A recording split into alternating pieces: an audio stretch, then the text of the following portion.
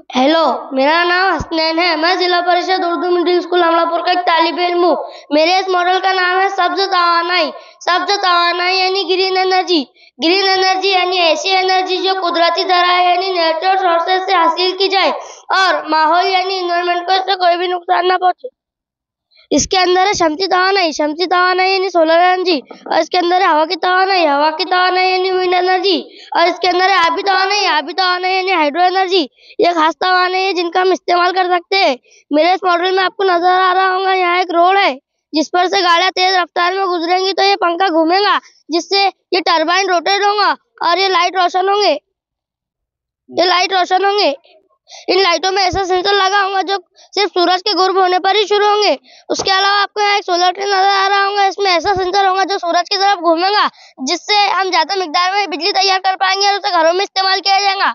उसी तरह आपको यहाँ एक सोलर पार्किंग नजर आ रही होंगी। उसके अंदर गाड़ी रखने पर सोलर एनर्जी से चार्ज होंगी और अंदर गाड़ी होने पर एक लाइट जलेंगी, जिससे पार्किंग के बाहर स्टेटस पता चलेगा। और यहाँ आपको एक हाइड्रोजन सोलर पैनल नजर आ रहा होगा। ये हवा में मौजूद आबी बुखारात को जमा कर उनके अंदर का हाइड्रोजन अलग करके उसे तवानाई में तब्दील कर देगा, जिससे हम रात में भी इस्तेमाल कर सकते हैं।